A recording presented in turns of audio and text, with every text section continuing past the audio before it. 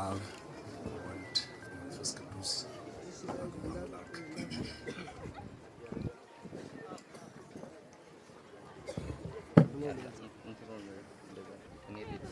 ከሁሉ በማስቀደም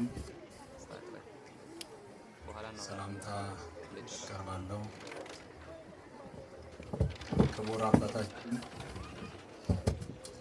መላከ ገነት ሃይማኖት የሀገረ ስብከታችን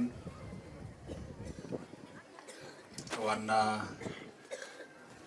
ስራ አስኪያጅና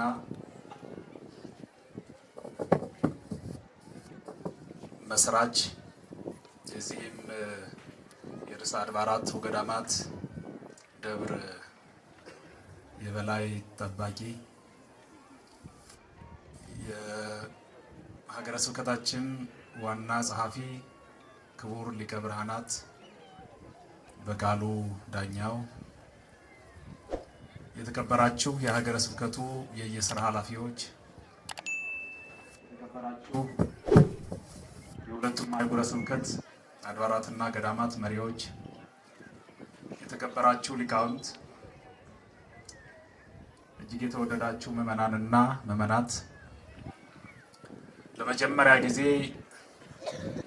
ታሪኩ ተቀይሮለት ከምድረ በዳነት ወደ ደብርነት ማዕረግ አድጎ ባለው ልዩ የአምልኮ ስፍራ ትላንት በዚህ ሰዓት በዚህ ወቅት የሚያጸድቅ ነገር አይደለም፣ አልፎ ለመሄድ የሚያስቸግር ምድረ በዳ ነጠላ ለብሶ አይደለም።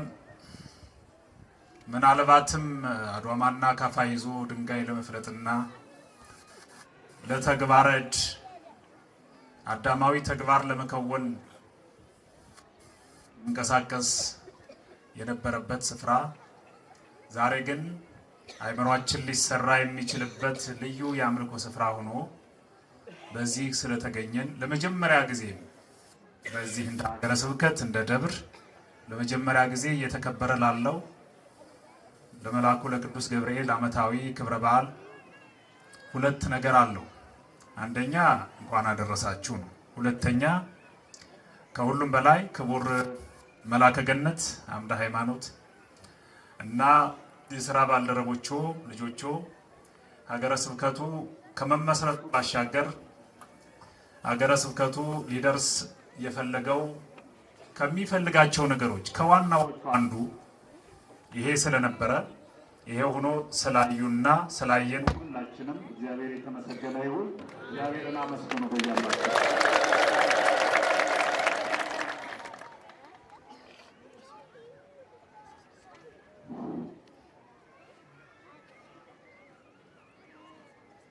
የሆነው ይሄው ነው። በሆነው ነገር እግዚአብሔርን እናመሰግናለን። ሊሆንልን እንደሚችል ተስፋ በምናደርገው ደስ ይለናል። በሆነልን ብቻ ሳይሆን የሆነ ሆኖ ኦርቶዶክሳውያን ምዕመናን ከትላንት ጀምሮ እየተከናወነ ካለው ሰፊ አገልግሎት የተነሳ ያላችሁ ፀሐይ ላይ እንዲሁም ሁላችሁም ወንበር ላይ ሳይሆን ያላችሁበትን ሁኔታ ግምት ውስጥ ስናስገባ ትንሽ ሰዓት ገፋ ካደረግን ቅር እንዳይላችሁ ካሁኑ ይቅርታ እንጠይቃለን። እናንተ የዚህ ከተማው ሰዎች ሰዓት ላይ መደራደር አትወዱ። ሁሉም ነገራችሁ በሰዓት የተገደበ በመሆኑ እንደው ምንሸራርፈው የሰዓት አጠቃቀምም ሌላም ከፋን፣ ፀሐዩ ጎዳን፣ ሌላም የምትሉት ካለ ድንገት እንደ ኃጢአት እንዳትቆጥሩብን፣ እናንተም ኃጢአት እንዳይሆንባችሁ ለጽድቅ ያድርግልን። ከዚህ በኋላ ክቡር ዋና ስራ አስኪያጁም የሚያስተምሩን የሚያጠቃልሉት ስለሚሆን ስርዓተ አምልኮውን አጭር የልጅነት መልእክት ለማስተላለፍ ነው። የዛሬ የትምህርታችን ርዕስ ቢሆን እኔ የፈለግኩት መንፈስ ቅዱስም የፈቀደ ይመስለኛል። እስክናገር ዝም ካለ ፈቅዷል ማለት ነው። አንሰግድም በሚል ርዕስ ነው እንድንማር የፈለግኩት። እናንተ ለመስማት ዝግጁ መሆናችሁንም ለማወቅ እንዲጠቅመኝ እስኪ ተናገሩት። አንሰግድም በሉ እስኪ። በእውነት በጀርባ ያላችሁ ሰዎችም ያው ድምፁ ስለሚሰማችሁ ተናገሩ። አንሰግድም በሉ። የዚህ የትምህርት ርዕስ ዋና ይዘት መስገድ ላለበት ጌታ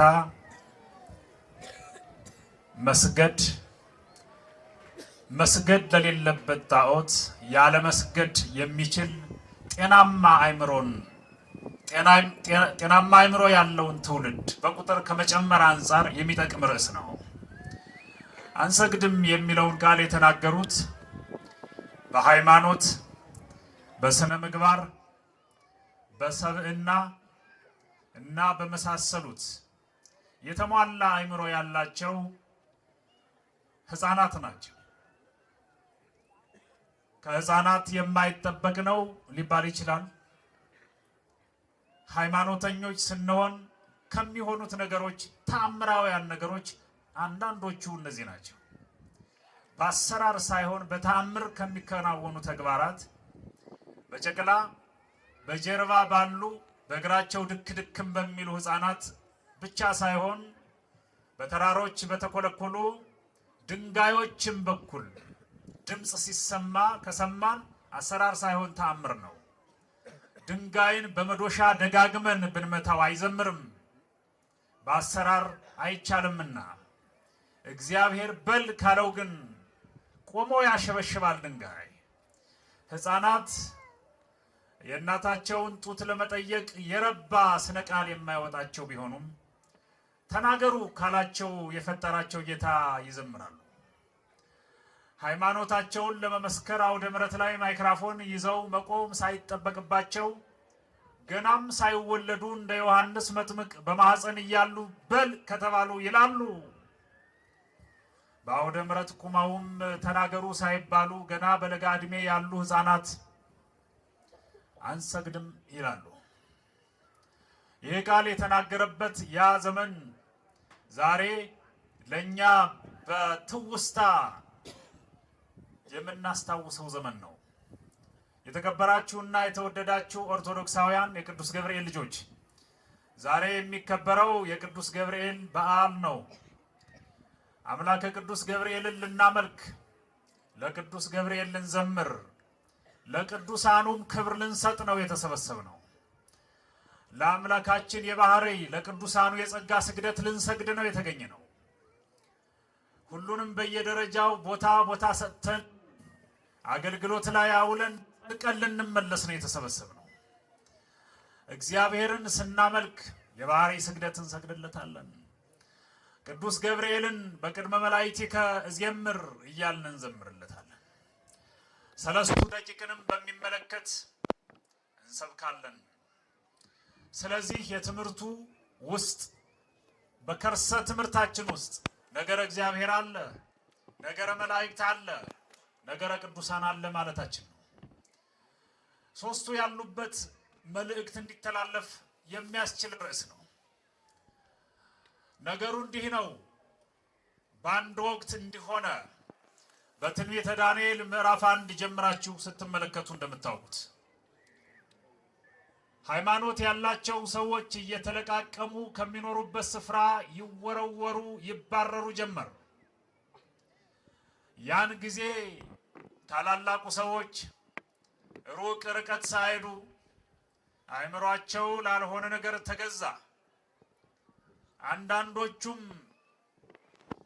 በአእምሮ ምጡቅነታቸው አካባቢ እየለቀቁ እንዲሰደዱ ተገደዱ።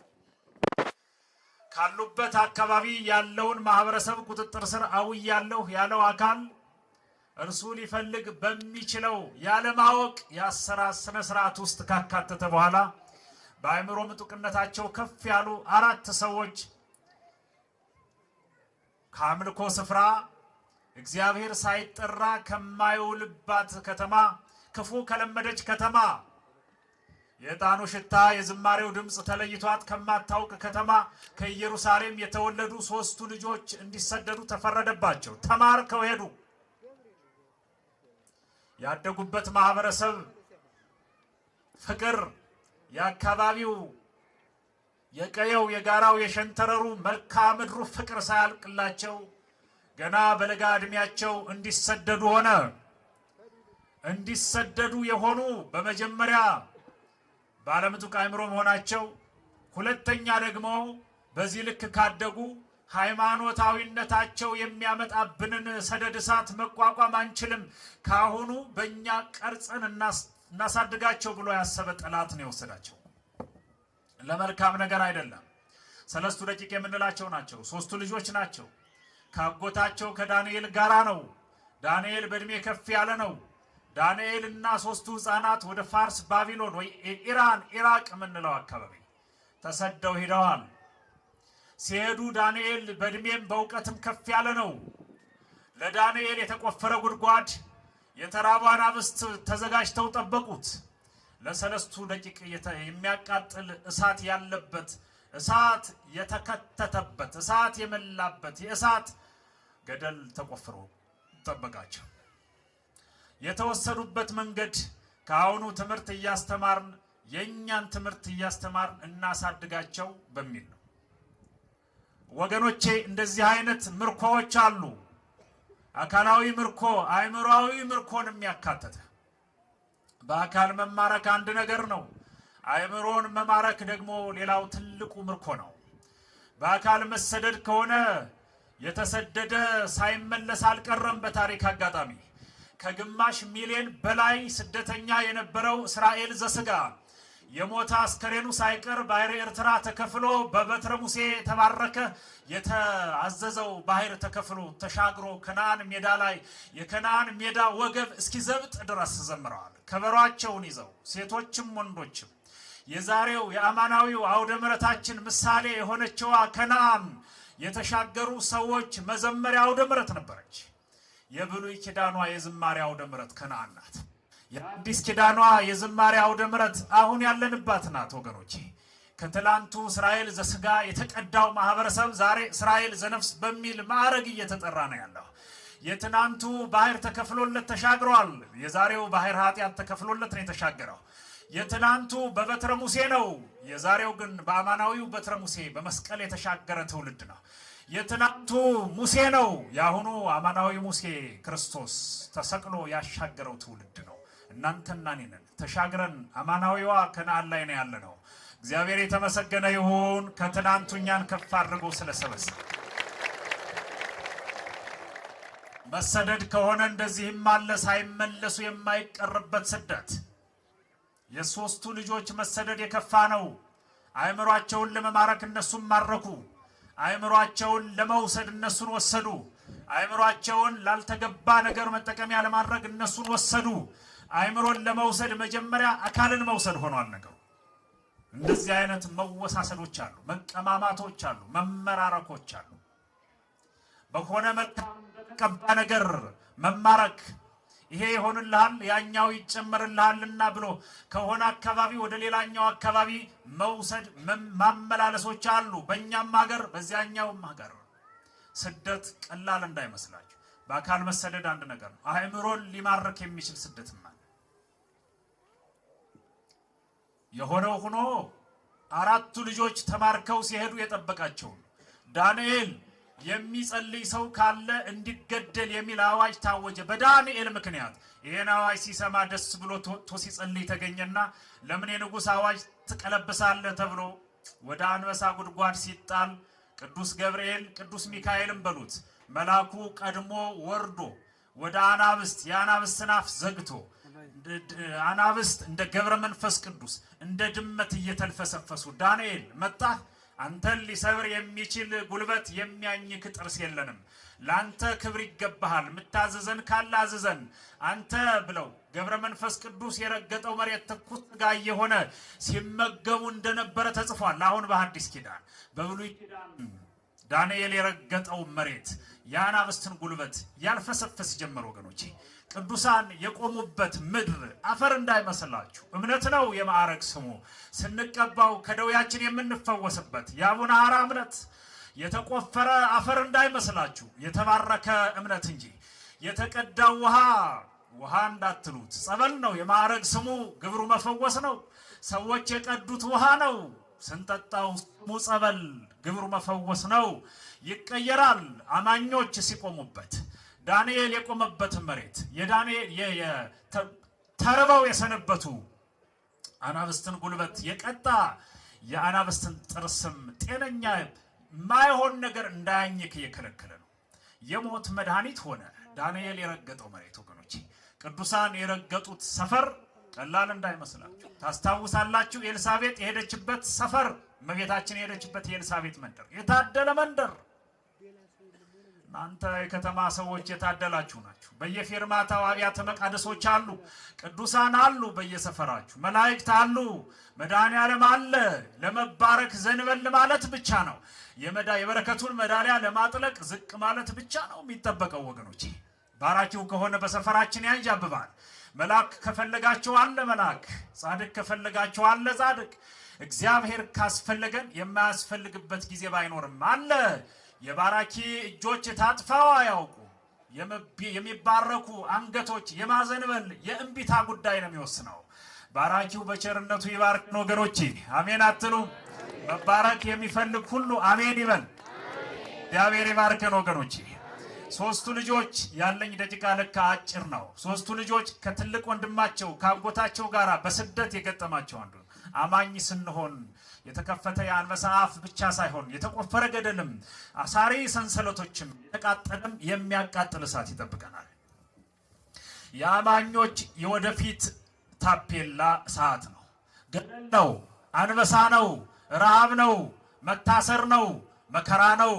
ወደፊት ስንሄድ ገነት እስክንደርስ ያለውን ልነግራችሁ አልችልም። በፊት ከሆነ ባህር ነው፣ በኋላ ከሆነ ጦር ነው፣ በቀኝ በግራ ከሆነ ተራራ ነው።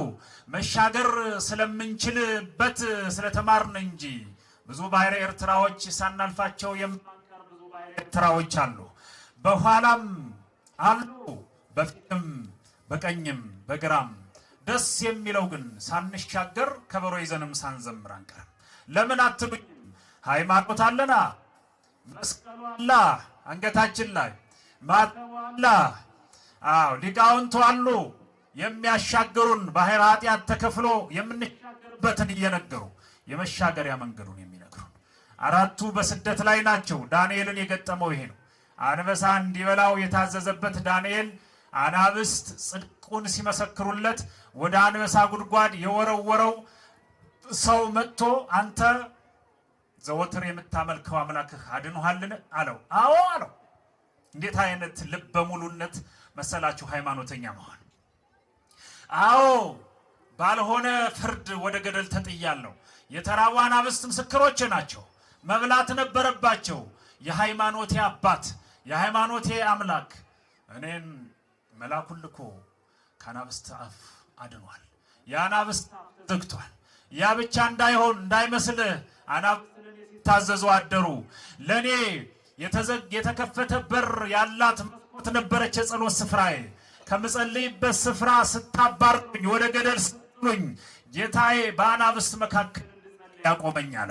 የተለየ የሱባኤ ስፍራ መድኃኔዓለም አዘጋጀ። በእውነቱ እግዚአብሔር የተመሰገነ ይሁን። ይኸውላችሁ አትጸልዩ የሚል መስኮታችንን የሚዘጋ በራችን ጠቅጥቆ እንዳንወጣ የሚያደርግ ሲፈጠር አውጥቶ ገደል ውስጥ የጸሎት ስፍራ ያዘጋጃል። እንዳትጠራጠሩ ሃይማኖተኛ እንሁን እንጂ የመጸለያ ስፍራ አታስቡ፣ የመጽደቂያ ስፍራ አታስቡ። በመልክዓ ምድር ብቻ አይደለም በከርሰ ምድርም ውስጥ ያዘጋጃል። ላሊበላን አታዩ? አይኔ አለማየ እግሬ ደርሶ የድንጋዩ ጋግራ የድንጋዩ ምሰሶ አሉት ያገሬ የላሊበላ ወገኖች ወዳጆች በእግራቸው ተጉዘው ትዝ ይላችኋል። በእግሩ የተጓዘ ይኖር ይሆን?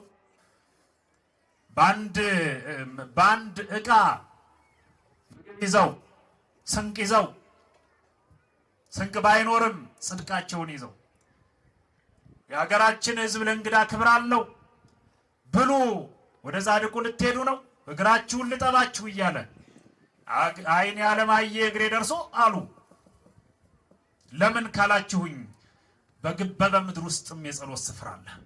በግበበ ምድር ውስጥም የአምልኮ ስፍራ አለ። እንደው ነገሩ ብዙ የሚያናግር የሆነ ወደ ብዙ ነገር እየገባው ተቸገርኩ። ወደ ምፈልገው ለመግባት 3 ደቂቅ የሚባሉት 3ቱ ልጆች ተሰደዋል። ተሰደው እያሉ ትምህርት እንዲማሩ ተደረገ። ጥሩ ነው፣ ትምህርት መማር ጥሩ ነው። ሳይንስም ይሁን መንፈሳዊም ይሁን መማር ጥሩ ነው። አቅጣጫውን እንዳያስት የትምህርት ካሪኩለሙን ጥራት በመጠበቅ መማር ግን ይገባል። ትምህርት ቤት የተዘረጉ መጽሐፍት ሁሉ ዕውቀት አይደሉም። አንዳንድ የማይሆኑ መጽሐፍት ይኖራሉና ክላስ ውስጥ ያሉት ብላክቦርድ ላይ የተጻፉ ነገሮች ሁሉ ዕውቀቶች ላይሆኑ ይችላሉ። ሌላ መልእክት ሊኖራቸው ይችላል። የጥራት ጉዳይ ይጣራ እንጂ ማንኛውንም ትምህርት መማር ጥሩ ነው። 3 ደቂቅ ሚሳኤል፣ አናንያ፣ ዛሪያ ሚሳኤል የሚባሉት ሄደው በዚያ ባሉበት ጊዜ 2 ነገሮች ደረሱባቸው። ለመዳረሻ እንዲጠቅም ነው። የመጀመሪያው እናንተ ጥበበኞች ናችሁ፣ በስነ ልቡናም በትናንቶም ከፍ ያላችሁ ልጆች ናችሁ፣ ለወደፊት ተስፋ የተጣለባችሁ ለዚያኛው ቤተ መንግስት ተጠቅማላችሁ ተብላችሁ ከኢየሩሳሌም የመጣችሁ በመሆኑ ብሉ ጠጡ ተብሎ የሚበላ ነገር የሚጠጣ ነገር ቀረበላቸው። የሚጨለጥ ጠጅ፣ የሚቆረጥ ስጋ። ይሄን የሚበላ ከየሀገሩ የተሰበሰበ ተማሪ አለ። እንደ ዩኒቨርሲቲ ይበሉት። ከየትኛውም ሀገር የመጣ ተማሪ ተሰብስቦ ይሄን ስጋ ይበላል። እነሱ የሚጠጣውንም ጠጡ የሚበላውንም ብሉ ሲሏቸው አናደርገውም አሉት። እንዴት? ሃይማኖተኞች ነን። እንዴት? ጾመኞች ነን። እኛ አይምሯችን ሊከፈት የሚችለው በስጋ መብላት በሚጠጣ ነገር በስካር አይደለም። ሊሆን አይችልም ብሉ ሲላቸው ግድ የለም ታገሰን፣ አስጠን፣ ስጠን እባክህ ከ10 ቀን በኋላ የበሉትና ያልበላን እኛ እንተያያለን አሉት። ፈቀደላቸው። ባጭሩ አልበሉም። 10 ቀን እንዳይጠግቡ እየቀነሱ እንዳይሞቱ እየቀመሱ ነበቱ። 10 ቀን ሆነ። በ10ኛው ቀን ምግብ የሚመለከት ተመጋቢዎችንም የሚቆጣጠረው ሰው መጣና ሲያይ እንዴት አለ። የበሉትን አየ፣ ያልበሉትንም አየ። ነገሩ ተገለበጠ። የበሉት አመድ ባመድ ሆነዋል። ጸጋ የላቸውም፣ አያምርባቸውም፣ ጥውልግ ብለዋል። የበሉት ነገር ያጠወለጋቸው። ሃይማኖት ሳይኖር የምንመገበው ምግብ ምንም አያምርም እኮ። ሳናማትብ ከምንበላው እራት በላይ ካህናቱ ባርከው የሰጡን እንዴት ይጣፍጣል መሰላችሁ ወገኖቼ። ታውቁ የለ እንዴት እንደሚጣፍጥ መክፈልት። ከሰፈር እኮ ነው ተጋግሮ የመጣው። እዚህም ሊሆን ይችላል የተጋገረው። ሳይባረክ ብሉ፣ ከተባረከም በኋላ ብሉና መስክሩ። ይሄ ቤት ስራ ነው። እኔ ስላረጋገጡ ነው። ልዩነት አለው።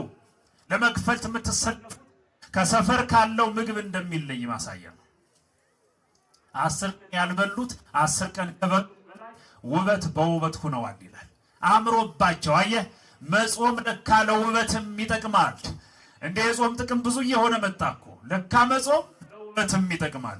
ስፖርት መስራት ብቻ አይደለም፣ የተመጣጠነ ምግብ መመገብ ብቻ አይደለም፣ ጾመኛ መሆንም ውበት ላይ ውበት ይጨምራል። 3 ደቂቅ አምሮባቸው ከዚያ በኋላ ዱራ የሚባል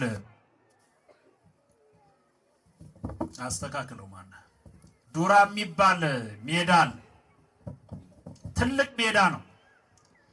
ትልቅ ጣዖት ቆመበት። የትልቅ ጣዖት መቆም ምክንያት የሆኑት 3ቱ ልጆች ናቸው። ተመልከት፣ ሃይማኖት ያለን ስንሆን በቁጥር ትንሽ በእድሜም እዚህ ግባ ማንባል ሆነን እያለን አጀንዳ እንሆናለን፣ ርዕስ እንሆናለን፣ መነጋገሪያ እንሆናለን፣ ስማችን ይጠራል፣ ስጋት እንሆናለን። ሃይማኖት ሲኖረን ምን ሆነው? አዎ ቆራጥነት ሲኖረን ምን ሆነው ነው? ይሄ 3 ደቂቅ የሆነው በሄዱበት ሀገር ይሄ ነው። ጣዖት፣ ትልቅ ጣዖት። ሰዎች ሄደው ንጉሱ ናቡከደነጾር እንዲህ አርጋሉት። አማካሪዎች እንዲህ አርግ፣ ከዚህ ከኢየሩሳሌም ማርከን ያመጣናቸው ሰዎች ልዩ ናቸው፣ ያስቸግራሉ። ብሉ ስንላቸው አይበሉ፣ ሳይበሉ ያምርባቸዋል። ተማሩ ስንላቸው እኛ የፈለግነውን አይማሩ፣ እኛ ከምናውቀው በላይ ግን ያውቃሉ። ብቻ ለየት ያሉ ናቸው። እስኪ አንድ ነገር እናድርግ አሉት። ምን? ጣዖት ይሰራ። ያንተ መልካም የሆኑና ያልሆኑ ሰዎች እንዲለዩ ጣዖት ይቆማሉ። ይሁን ተባለ።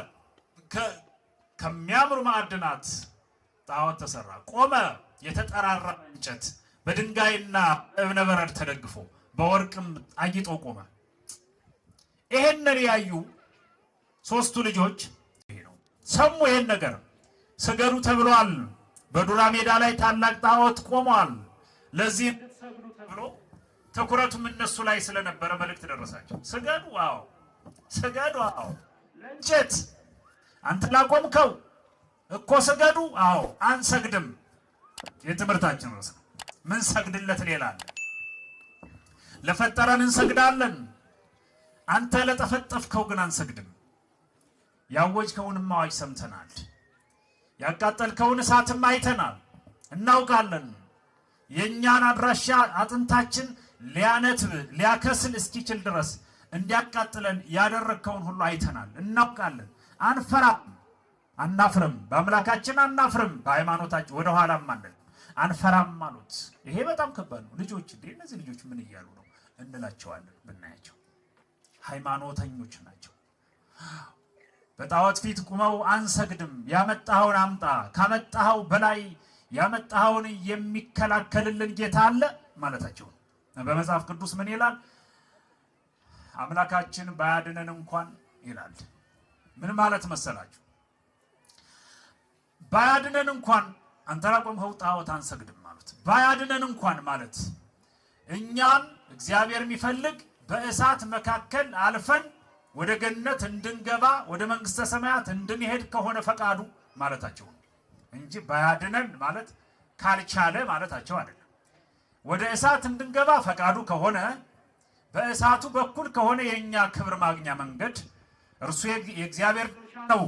ይሄም ከሆነ ወደ እሳት እንገባለን እንጂ ላንተ ጣዖት አንሰግድም ማለት ይሄ በጣም ያስቆጣል። እንዴት በዚህ ልጆች፣ በዚህ ስደተኞች፣ በዚህ ሌላ ተስፋ የተጣለባቸው በዚህ ይገርማችኋል ወገኖቼ፣ በየደረጃው ያሉ የሥራ ኃላፊዎች ሀገሬው ምንም ሰው ሳይቀር ተጠራርጎ መጡ። ለምስሉ መስገድ ጀመረ። አዎ ማረብረብ፣ እንደው ዝም ብሎ መንጎድ የለም።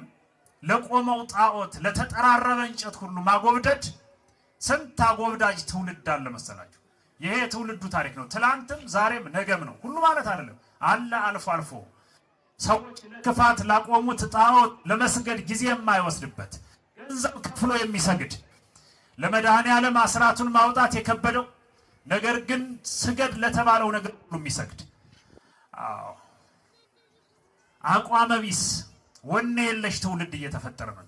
ሱሪውን የፈታ አይምሮው ከእውቀት ነፃ እየሆነ የመጣ የተማረከ ትውልድ እየበዛ ነበር። በዱራ ሜዳ ላይ ለቆመ ጣዖት አልሰግድም ያሉ ልጆች በረከት ከሁላችን ጋር ይሁን። በዚህ ዘመን የሚያስፈልገው ይሄኛው በረከት ነው። ስገዱ የሚሉን ብዙ ናቸው። የቆሙ ጣዖታትም ብዙ ናቸው። ለዚያ ባለመስገዳችን ስለት የሚስሉ እሳት የሚያንበለብሉ ገደል የሚቆፍሩ ብዙዎች ናቸው።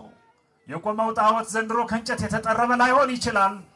የክፋት ጣዖት፣ ያለማወቅ ጣዖት፣ የዘረኝነት ጣዖት፣ ብዙ ጣዖቶች አሉ።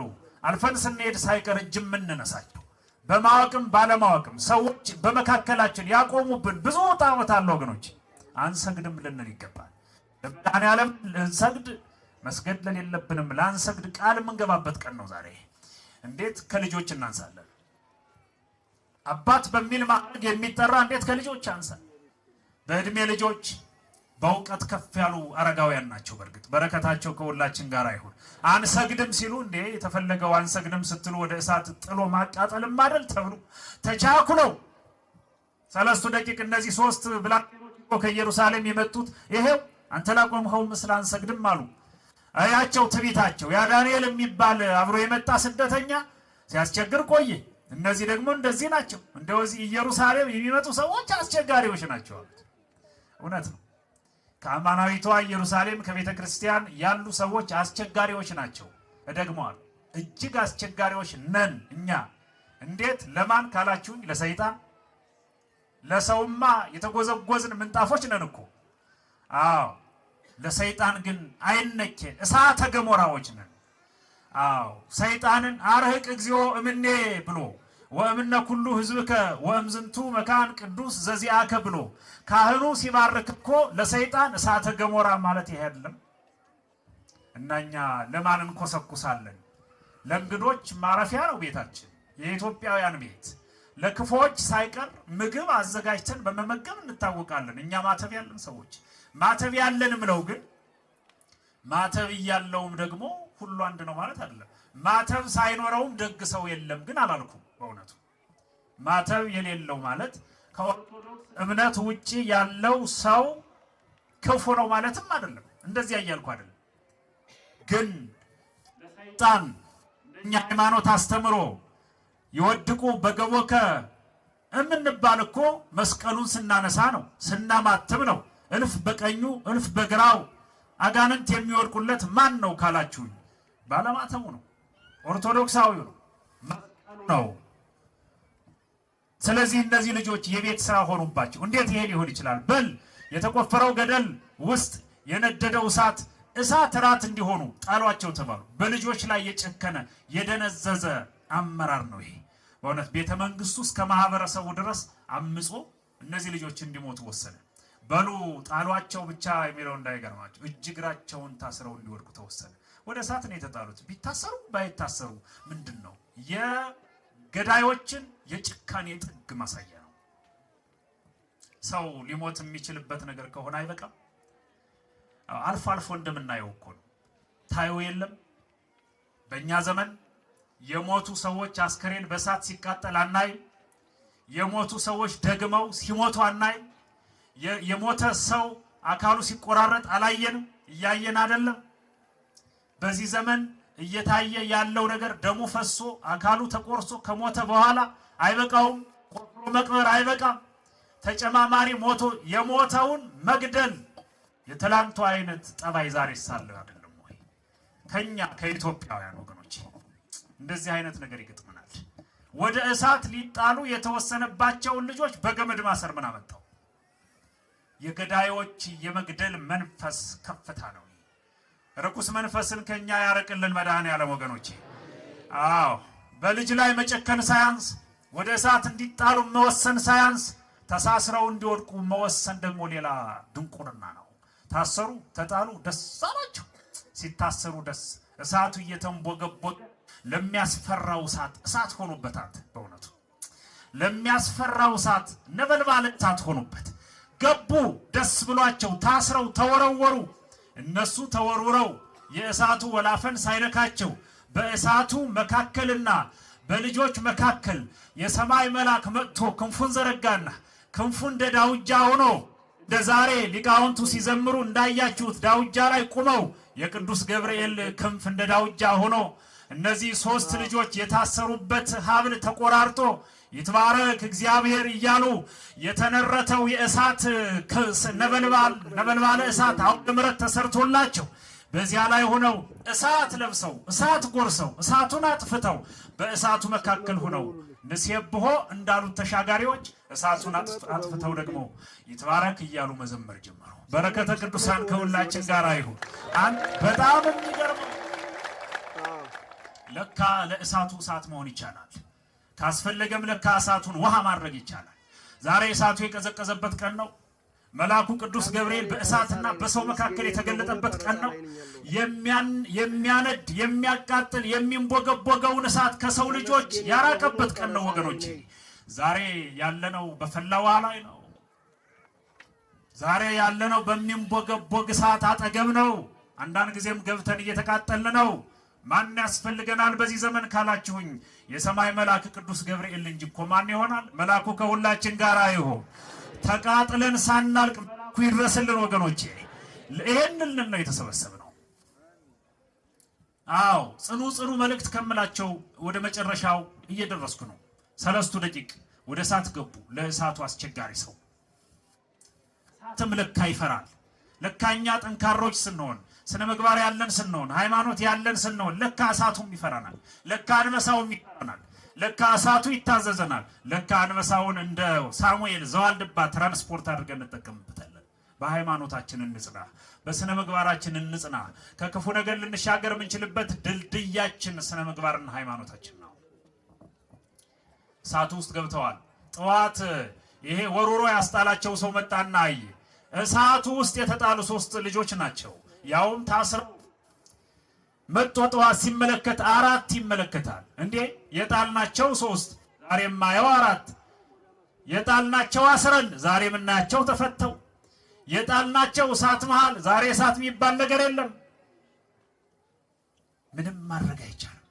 እንደዚህ አይነቱን ነገር ማድነቅ እንጂ ምን ትላለህ? ምን እንላለን ወገኖቼ? በነደደ እሳት መካከል ያለን ህይወት ማስቀጠል የሚችል መልአክ ዛሬ ልንዘምርለት ነው የተሰበሰብነው።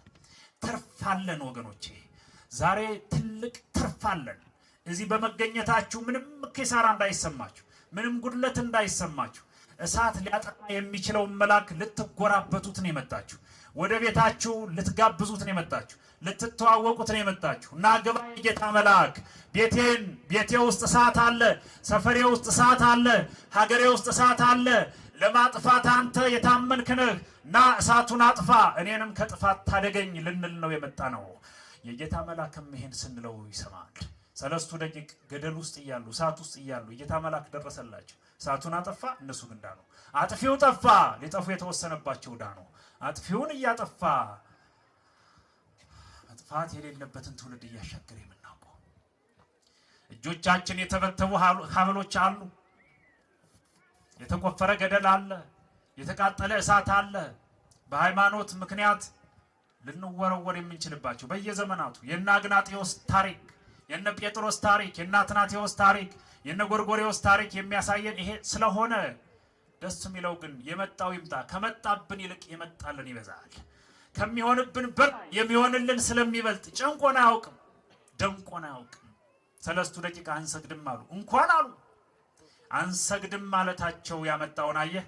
እሳት ሲያጠፋ አንሰግድም ለጣዖት ማለታቸው አየህ። ሰንሰለት ሲፈታ አንሰግድም ማለታቸው አየህ። ጠላት ሲያሳፍር አንሰግድም ማለታቸው አየህ። የሰማይን መልአክ ስቦ ሲያመጣ ሲያጎራብት የጌታን መልአክ ጎረቤት ማድረግ የሚችል መልካም ስነ ምግባር። እባክህ መልአኩን አመስግንልኝ። ሁላችሁም አመስግኑ። በጣም ደስ የሚያሰኝ ስለሆነ ወገኖች፣ ለካ መልካምነት ጎረቤታችንን ብቻ ሳይሆን ከኛ ጋራ የሚያውል የሚያሳድር ከሰማይም የጌታን መልአክ ብቻ ሳይሆን እግዚአብሔርንም ሊያመጣ የሚችል ነገር ምንድነው ካላችሁኝ፣ መልካምነት ነው። መልካም እንሁን።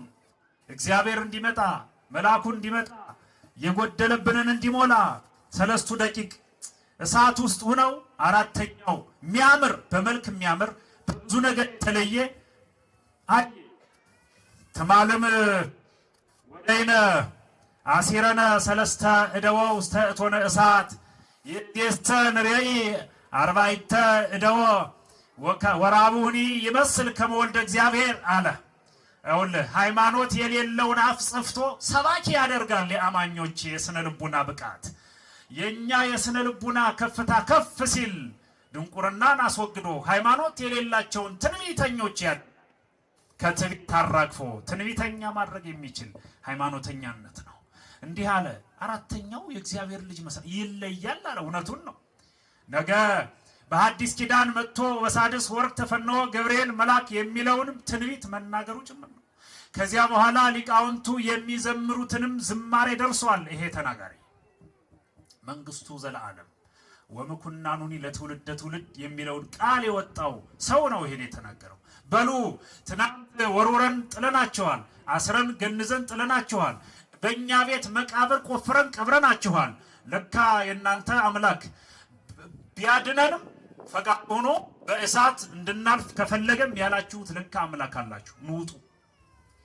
ኑጡ አላቸው። መሰላል ሳይዘረጋላቸው በቅዱስ ገብርኤል ጋር አብረው እየዘመሩ ከፋሉ። ይኸውልህ ከገደል ውስጥ ጎትቶ በገመድ ታስረው የወደቁ ሰዎች ገመዱ ተቆራርጦ ጎትቶ ሊያወጣ የሚችል ገመድ ተንጠላጥለው ሊወጡ የሚችሉበት መሰላል ሳይኖር በክንፈ ረድኤት ብር ብር እያሉ በስነ ስርዓት ወደ ክብር አደባባይ ወጡና እንዲህ አለ የጣላቸው ሰው፣ ከዛሬ ጀምሮ አለ ስሙኝ ወገኖቼ፣ ከዛሬ ጀምሮ በእሳት ተቃጥለው እንዲሞቱ በሐብል አሳስሬ የጣልኋቸው እነዚህ 3 ብላቴናዎች አምላክ በዓለም አቀፍ ደረጃ በእኔ ግዛት ሁሉ እንዲመለክ አንድም ሰው ጣዖት ዱራ ላይ ላቆሙት ጣዖት እንዳይሰግድ ሊሰገድ ለሚገባውማ ለእነዚህ ልጆች አምላክ መስገድ ነው እንጂ ስገድ አለ። ትናንት ለጣዖት ስገድ የተባለ ለጣዖትም የተንበረከከ ማህበረሰብ አሁን ወደ ትክክለኛው ስግደት መጣ። ወደ አምላክህ ስግደት የሚል ስብከት ታሪክ ተለወጠ፣ ነገር ተቀየረ፣ አይሆኑ ሆነ። የሆነው ሁሉ የሆነው በመድኃኔዓለም ነው። ስሙ የተመሰገነ ይሁን። የሆነው ሁሉ የሆነው በፈቃድ እግዚአብሔር ይሄ ሆነ። በጌታ መልአክ በቅዱስ ገብርኤል እርዳታ ይሄ ሆነ። ሰለስቱ ደቂቅ ከእሳት ዳኑ። ከዚያ በኋላ ወጣው የሆኑትን ሁሉ ሆነዋል። በድል አድራጊነት የሃይማኖተኞች ታሪክ የተጠናቀቀበት ዕለት ነው። ጠቅልል ያለ መልእክት ለማስተላለፍ ወገኖቼ፣ ቅድም እንዳልኳችሁ ብዙ ብንል ሊያልቅ የሚችል ነገር የለም። ይቆየን ብለን እንጂ ተፈጸመ ብለን የምናጠናቅቀው የለም። በቤተ ክርስቲያን አገልግሎት ውስጥ ምዕራፍ ክፍል እያልን እናቆመዋለን እንተወዋለን እንጂ ተፈጸመ ከዚህ በኋላ የምንለው ስለሌለ የትምህርታችን ርዕስ አንሰግድም የሚል ነው። አንሰግድም ያሉ ልጆች አንሰግድም ያሉት ለጣዖቱ ነው፣ ለእግዚአብሔር እንጂ ለጣዖት አንሰግድም። ጣዖታዊ ለሆነው ነገር ሁሉ አንሰግድም በማለታቸው አንሰግድም የሚል ሃይማኖታዊ መፎክር የእግዚአብሔርን መልአክ ከሰማይ ስቦ አመጣ። የእግዚአብሔር መልአክም ወደ እቶነ እሳቱ ጠፋ። መጥፋት የነበረባቸው በጠላት ሐሳብ ዳኑ። በዝማሬ ነገሩ ተጠናቀቀ። ነገረ ስራችን ሁሉ በዝማሬ እንዲጠናቀቅ የምናለቅስበት፣ የምንከፋበት፣ የምንደማበት ነገር ሁሉ በዝማሬ እንዲጠናቀቅ እግዚአብሔር ቸርነት፣ የወላዲተ አምላክ አማላጅነት፣ የቅዱስ ገብርኤል ጥበቃና ጸጋ አማላጅነት ከሁላችን ጋር ይሁን። ትምህርቴን በዚህ ብጨርስ ደስታውን አልችለውም። ቅር እያለኝ ነው የምጨርሰው። ለምን አትሉኝም? ያው ስላላለቀ ደግሞም ስለማያልቅ ነው። ቅር የሚለኝ ስናገር ብውል ደስ ስለሚለኝ ነው። እናንተም ስትሰሙ ብትሉ ደስ ስለሚላችሁ ነው። ግን በሰዓት መገደብ ጥሩ ነው። የዛሬ ዓመት ተገናኝተን ክፍል 2 ብለን እናስቀጥላለን። በሰላም ያድርሰን። እግዚአብሔር ከሁላችን ጋር ይሁን። ቅዱስ ገብርኤል ወደ የሰፈራችሁ ይምጣላችሁ። ከተፈቀደልኝ እግረ መንገዴን አንድ መልእክት አለኝ። ይሄ በእንደዚህ አይነት ያማረ ሁኔታ በረ ያለ መሆኑን በዓለም አደባባይ ለማሳየት ሲባል ሚዲያዎቻችን ከፊታችን አሉ። በተለይ በቅርብ ተነስቶ ከቆዩት አልፎ ቀጣይም ከሌሎቹ በማለፍ ቤተክርስቲያንን በማስተዋወቅ አንደኛ በሚባል ደረጃ የሚዲያውን ዘርፍ እየመራልን ያለው ዋካ ብርሃን ሚዲያ ነው። ዋካ ብርሃን ሚዲያ በሁሉም አውደ ምሕረቶች የማይጠፋ ሚዲያ ነው። ዛሬ በሁሉም የቅዱስ ገብርኤል አጥቢያዎች አገልግሎት ይሰጣል። ብዙ ሊቀ ጳጳሱ ያሉበት ላይም ይሰጣል፣ እዚህም ይሰጣል። ወንጌልን ለዓለም ለማዳረስ የተከፈተ ሚዲያ በመሆኑ የኛ ሚዲያ ነው። መሳተፍ ሚዲያውን እናመሰግናለን። ምስጢረ ኢትዮጵያ ሚዲያም አለ። እሱም የኛ ሚዲያ ነው። ገና ልጅ ነው፣ ድክ እያለ ነው። እንግዲህ እሱም እንዲጠነክር በመሰረቱ ይሄ ሚዲያ የዚህ ቤተክርስቲያን ሰርተው ያስረከቡን የመምህር ክንፈ ሚዲያ ነው።